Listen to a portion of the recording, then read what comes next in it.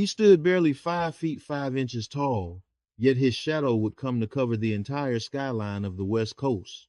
In the late 1980 seconds, amidst the palm trees and the screaming police sirens of Compton, California, a voice emerged that did not ask for permission to be heard.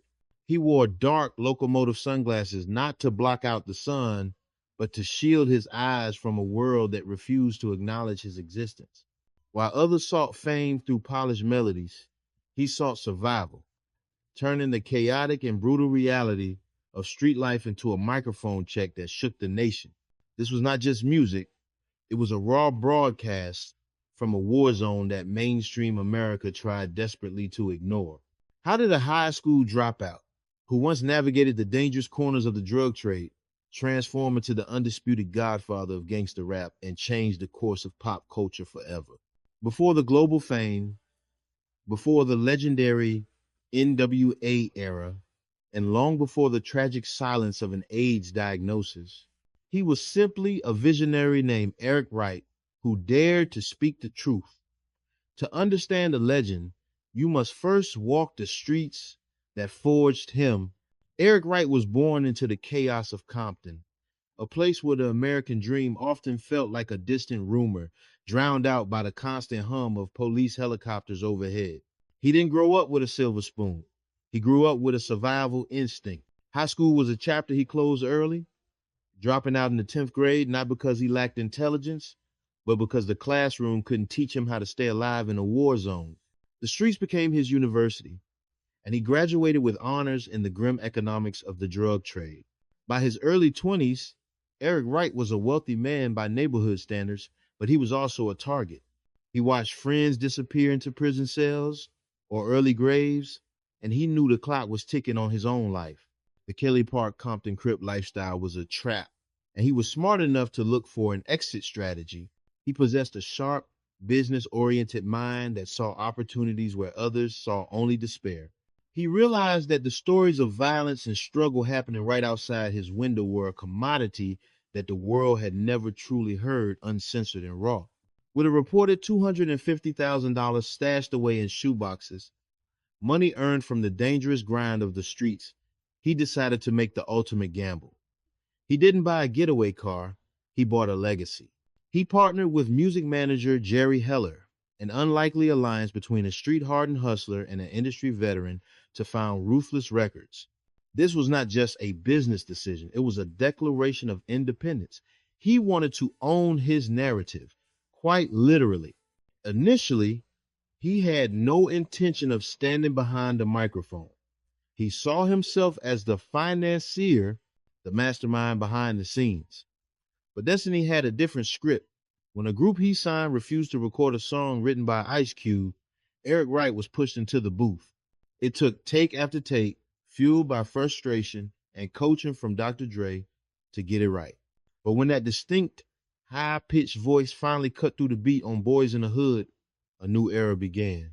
He wasn't a trained rapper, but his delivery carried the undeniable weight of authenticity. In that moment, the drug dealer faded, and Eazy-E was born, laying the first brick for the empire of West Coast hip-hop. With the infrastructure of Ruthless Records in place, Eric Wright didn't just build a band.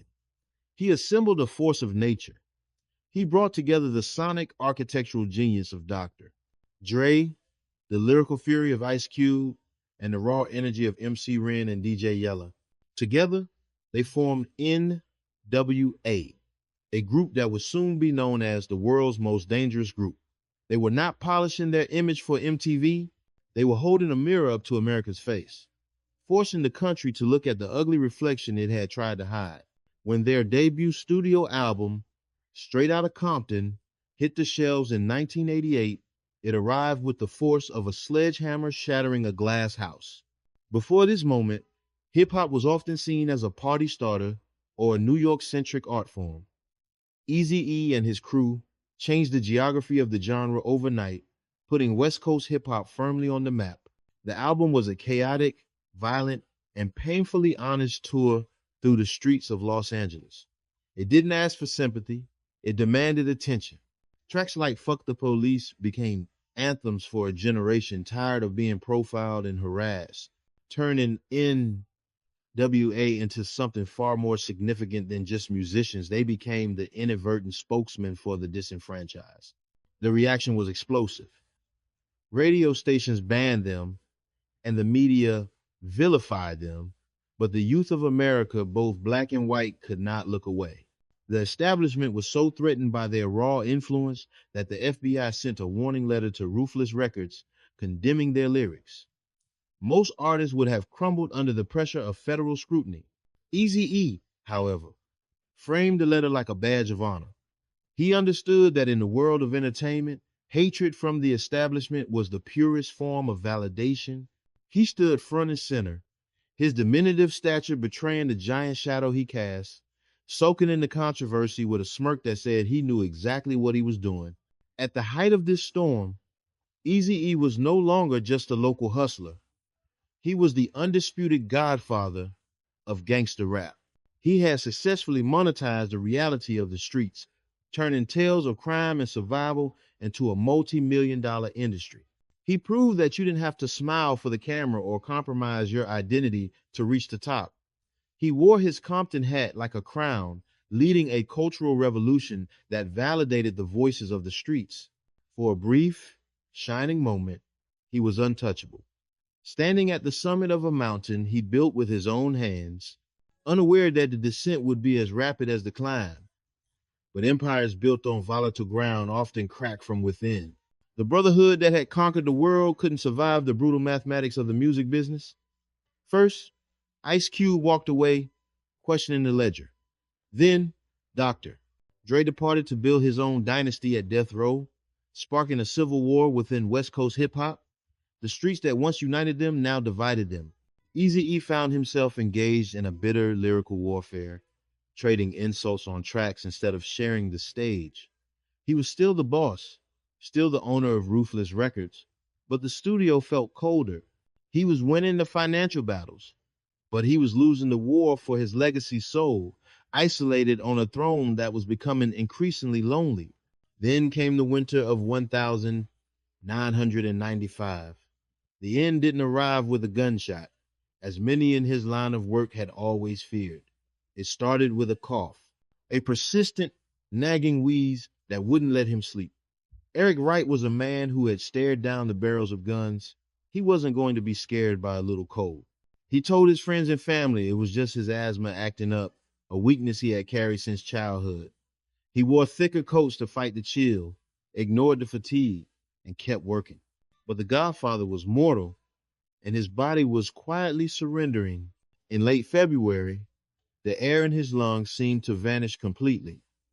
He was rushed to Cedars-Sinai Medical Center, expecting a nebulizer and a prescription to get back to work. Instead, he received a sentence that no amount of street smarts or money could negotiate. The doctors ran their tests, and the silence that followed in that sterile room was louder than any police siren.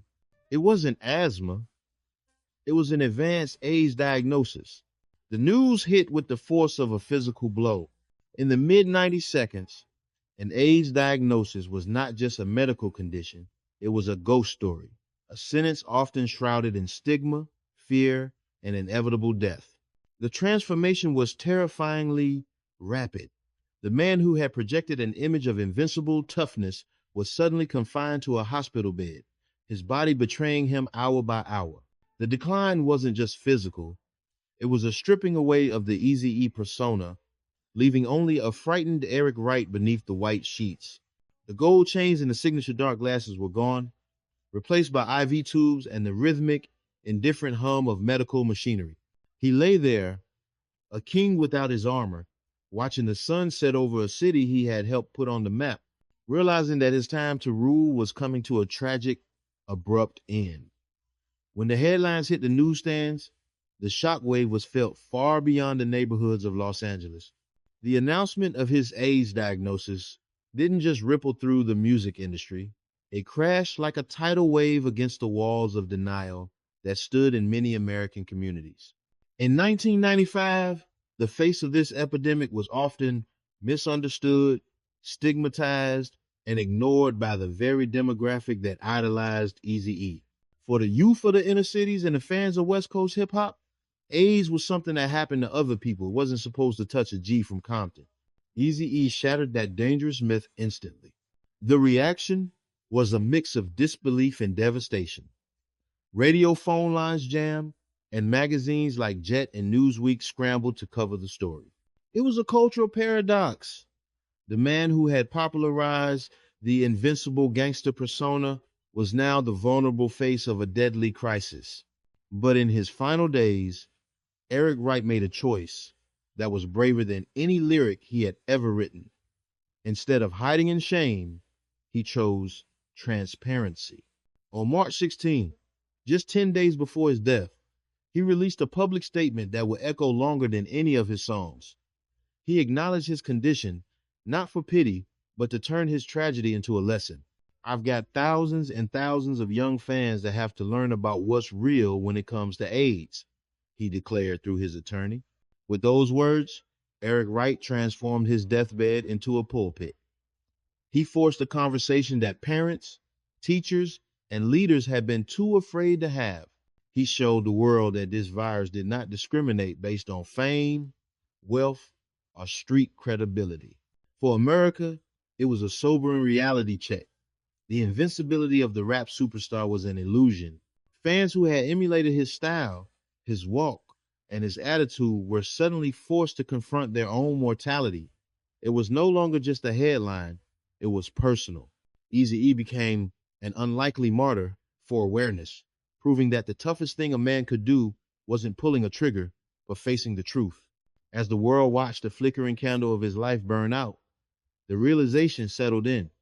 The godfather of gangster rap was leaving us, but in his departure, he was trying to save the very generation he had helped define. On the 26th of March, 1995, Eric Wright took his final breath at the age of 30. The man who had worn a bulletproof vest as a fashion statement could not armor himself against a microscopic enemy. But while the man died, the legend of Eazy-E refused to be buried.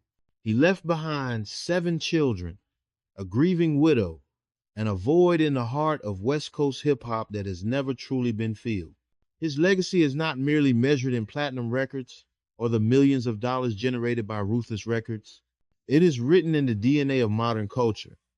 Every time you see a snapback hat with the word Compton embroidered in Old English script, you are looking at Eazy-E's ghost.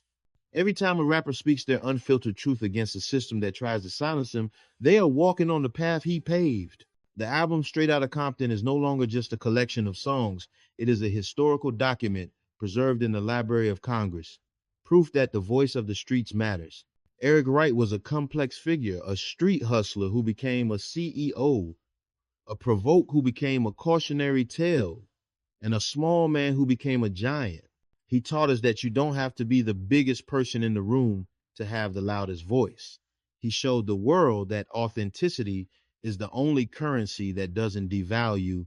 As the godfather of gangster rap, he didn't just create a genre, he created a mindset. He forced America to listen to the people it wanted to ignore. Some stories end without closure, but dignity doesn't need applause. Eazy-E may have left the stage early, but the show he started is still going on. The lights of Los Angeles still shine a little brighter because he was there, reminding us that no matter where you start, even if it's in a garage in Compton, you have the power to change the world. To anyone who has ever felt too small to make a difference, or who has stood alone against the odds, we see you.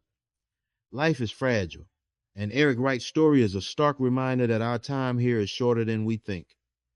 What is the legacy you are building today? If this story brought back a memory of the golden era of hip hop, or if Eazy-E's music ever helped you feel a little tougher when the world was pushing you down, please share your favorite track or memory in the comments below. Let's keep his name alive. Rest in power. Eazy.